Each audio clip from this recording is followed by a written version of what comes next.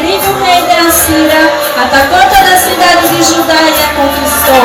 Enviou uma carta a Ezequias e desafiou-o, dizendo: em que está baseada a sua confiança? Será que você pensa que a palavra pode tomar o lugar da experiência militar e da força?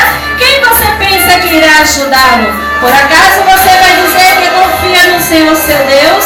Então o oficial ficou de pé e gritou para todo o povo ouvir: não deixe que Ezequias vos engane, pois ele não poderá nos salvar. E disse a ele que não convence a confiar no Senhor. O rei manda que vocês saiam da cidade e que vocês entreguem a carta. Foi somente o que Senaqueribe enviou ao povo de Deus.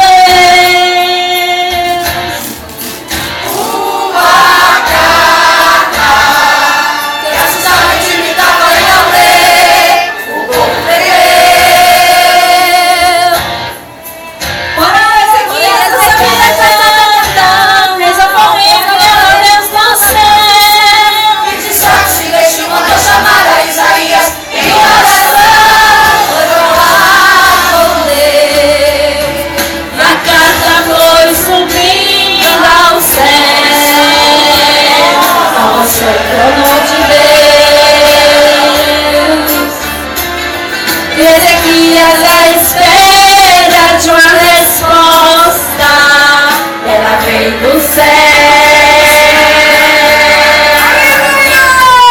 E Deus ouviu as orações e o clamor dos servos seus, e através de Isaías o seu clamor ele respondeu: não temas.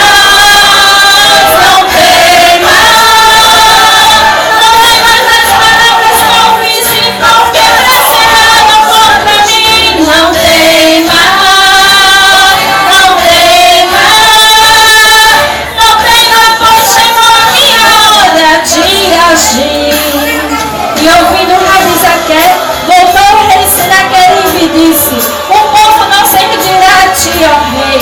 Então Senaqueribe enfureceu